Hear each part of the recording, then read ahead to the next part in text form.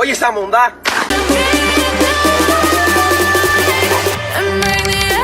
¿Cómo están, gente bacana de YouTube? El día de hoy por fin les traigo el video más pedido del canal. Y como yo los quiero mucho, como yo los escucho mucho, aquí está el video de inglés para la prueba Saber 11 del ICFES. Solo hay una cosita. My English is not very good, so I invited a English teacher. You're welcome, teacher. No te entendí ni verga, no sé inglés.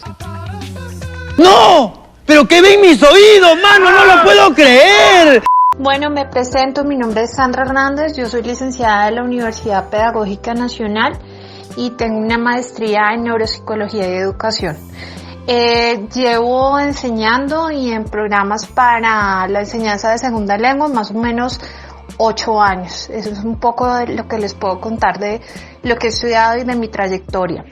En el video primero te voy a explicar cómo es la prueba, pues para que la conozcas, sepas que evalúa.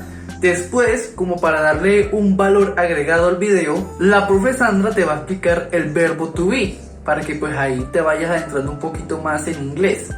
Y ya finalmente haremos unas preguntas tipo ICFES de inglés. Lo primero que debes saber es que el ICFES no evalúa ni tu speaking ni tu listening, solo evalúa tu reading and writing, o sea, que no va a evaluar cómo hablas ni cómo escuchas el inglés. Lo que va a evaluar es cómo escribes, entre comillas, y sobre todo tu lectura. Entonces eso le baja bastante la dificultad a la prueba. Claro, yo sé que hay gente que se le facilita más hablar y escuchar que leer y escribir, lo sé. Mi principal consejo es que estudies más que todo vocabulario. Y pues la parte de gramática yo vengo a apoyarte con la profe. Entonces la idea es que con esto se te facilite un poquito responder esas preguntas de inglés y pues también te voy a dar algunos truquitos. La prueba evalúa 3 componentes: semántico, sintáctico y pragmático. El componente semántico se refiere al significado y sentido del texto. El componente sintáctico se refiere a la coherencia y cohesión del texto. Y el pragmático va con la intención y propósito del texto, es decir, ¿qué me quiere decir el autor con este texto o qué intención tenía la persona que lo escribió? La prueba de inglés se divide en 7 partes, una más difícil que la anterior, pero pues tampoco es una locura la dificultad.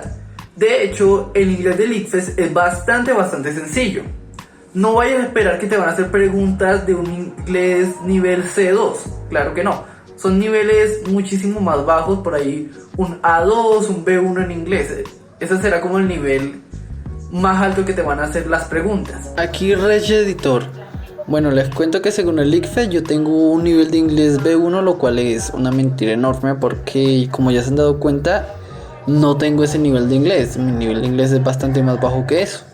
Y aún así, según el ICFES es B1, así que para que se den cuenta que el inglés realmente del ICFES no es muy difícil. Entonces eso, que te quede claro que en el nivel 7 no te va a exigir un C2 de inglés.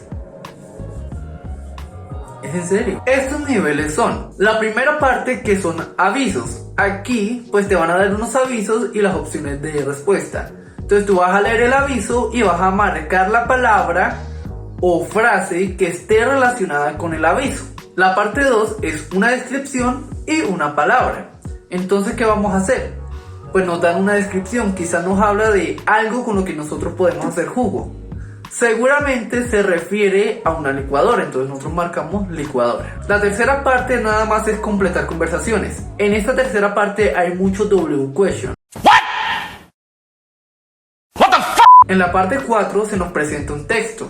Ese texto tiene espacios en blanco que nosotros debemos completar. En la quinta parte es comprensión lectora, aunque realmente digamos que es más comprensión literal. Nada más nos va a preguntar quién, dónde, cuándo, qué quería, qué hizo y hasta ahí. En la parte 6 nuevamente tenemos comprensión de lectura, pero le suben un poquito la dificultad. Y finalmente en la parte 7 otra vez debemos llenar un texto que tiene espacios en blanco. Y claramente va a estar más difícil que la anterior. Bueno, ya que estamos en contexto, la profe Sandra pasará a recordarles el verbo to be y a explicarles la parte 1, o sea, los avisos de la prueba del ICFES. Bueno, entonces vamos a empezar, ¿ok? That is a short review about verb to be, the structure of verb to be. What is the structure? The structure is subject, verb to be plus complement. Siempre que vamos a hacer oración con verbo to be, hay que tener en cuenta que va a haber la estructura, una estructura que es la estructura que inclusive tenemos en español, que es el sujeto, el verbo y el complemento. En este caso es el verbo to be. ¿Cuál es el verbo to be? Ser o estar. Eso es lo que significa el verbo to be. Eso es lo que quiere decir, eso hay que tenerlo en cuenta. Esa es la principal confusión que hay, porque a veces no tenemos en cuenta esto y algunas veces funciona o como soy o como estoy, dependiendo del complemento, es decir, lo que vaya en esta parte. Ok, examples, you are intelligent, por ejemplo en esta, el sujeto, you, acordarse que siempre los sujetos, ¿cuáles son los sujetos en inglés? I, you, he, she, it, y they, we, and you again. You otra vez, que quiere decir el plural de usted, que sería ustedes. Los pronombres que acabo de mencionar se usan para reemplazar al nombre. Bueno, a veces van los nombres, pero igual se conjugan de la misma forma en que está acá. Para you are, I am 28 years old. It is a sunny day, could be. We are students. She's a beautiful girl. They are doctors. He is tall.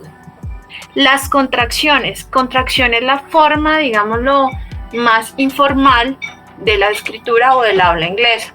Simplemente lo que se hace es quitar la primera consonante del verbo to be y pegarla con el pronombre. Esa es la contracción para el verbo to be con el pronombre, como lo vemos acá. You're intelligent. I'm 28 years old. It's sunny. We're students. She's a beautiful girl. They're doctors. He's tall. Eso es básicamente para la parte, esta es la parte afirmativa del verbo to be. Ok, now the negative structure with the verb to be. Ahora vamos con la estructura negativa del verbo to be. ¿Qué contiene pues la estructura negativa? Lo mismo que la estructura afirmativa, solo que acá vamos a incluir el not. Eso hace que la oración sea de forma negativa. Entonces, los mismos ejemplos que teníamos anteriormente los tenemos ahora acá, pero en esta forma. You are not intelligent. I am not 28 years old. It is not sunny. We are not students. She's not a beautiful girl. They are not doctors. He's not tall.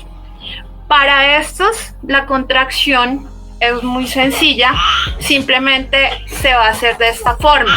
Cuando es con is not, por ejemplo, isn't para are not, aren't. I am not queda I'm not, con la contracción afirmativa. Ok, contractions with the verb to be, contractions in negative form. Para las contracciones en forma negativa hay que tener en cuenta que la primera persona, la contracción, es decir, a con I, la contracción se va a hacer solo con el pronombre. No se puede hacer con la negación porque, como vemos acá, el sonido no se puede juntar, digámoslo de esa forma. Entonces queda I'm not. Se hace con el pronombre personal. Is not, isn't. Are not, aren't. Queda de esta forma la contracción, por si la llegan a ver así en la forma negativa.